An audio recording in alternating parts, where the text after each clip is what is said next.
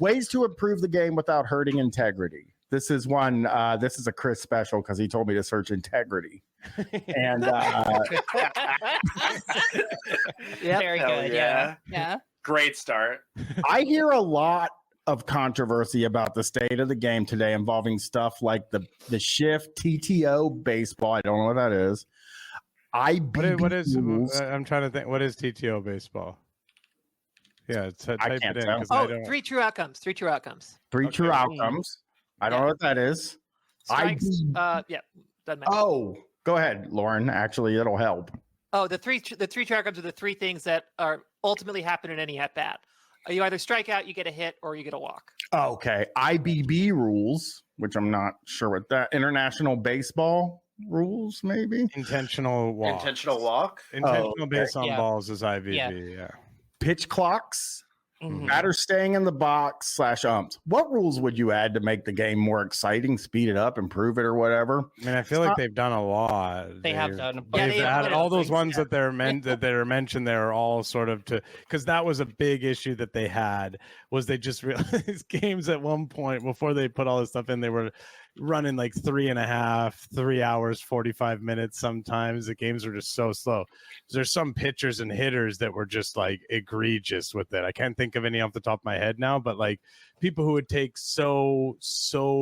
Garcia Parra, like people like that who would just have all these like outrageous things that they would, like these, like tap their legs 10 times and like keep and pitchers would be so bad with it that they had to, but I don't know that you could add more really.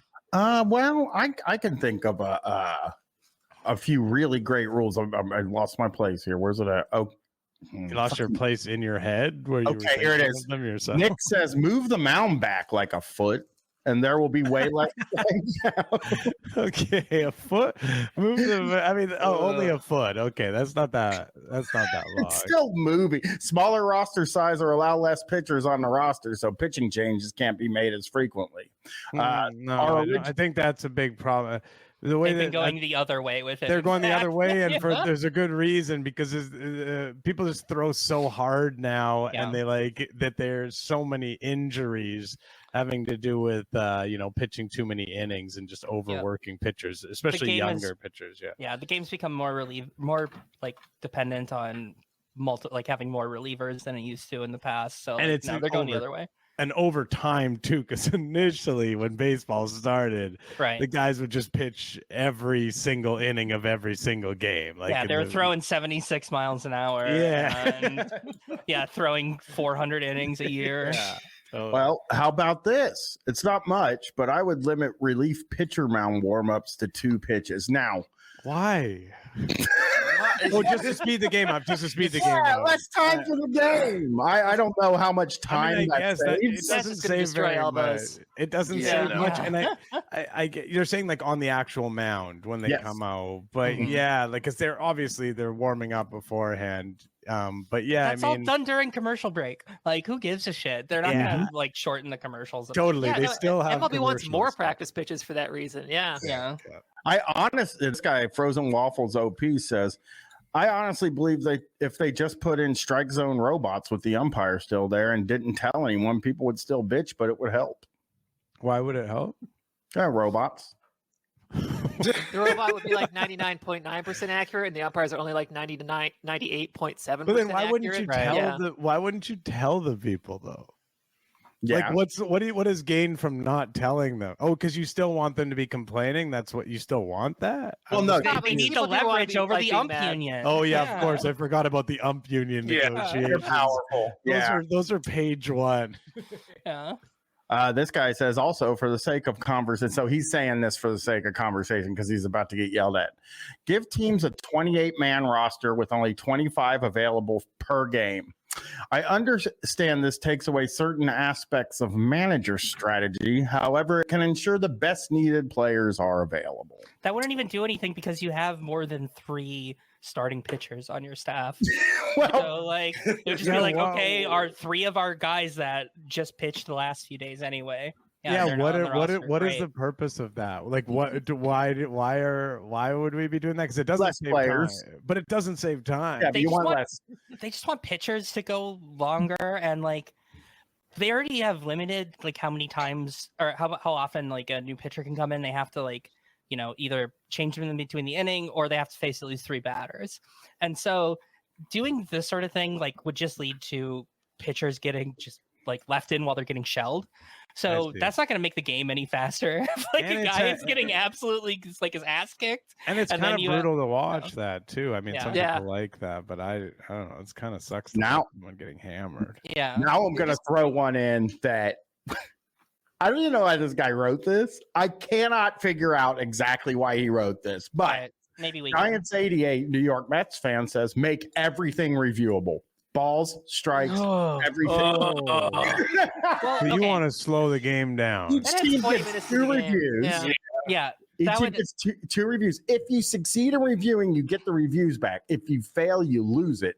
2 failures, and that's it. No umpires review after the 7th inning either. All reviews are team requested. So that means that if you could theoretically, if you were right, challenge every single, like you could challenge a bunch, because you would only lose the challenge if you were wrong. If you're wrong. So like if you were right 10 times, that's gotta make the game a lot longer. I could see a Sports Illustrated cover, it's just like the Challenge Kings, and it's just like this team that won the World Series just because they were so adept at challenging that they challenged successfully every single play.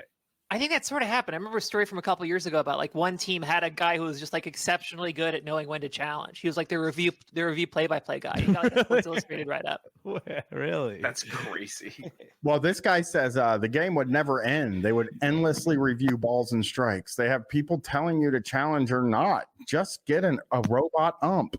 That's really the solution for a lot of our problems here. And we're going to read more about robot umps. And the guy that came up with the idea said they can't endlessly review. 2 incorrect reviews and you're done. And if every review is successful, then how can anyone complain? The right decision ends up being made. Oh, but I could still complain. Definitely.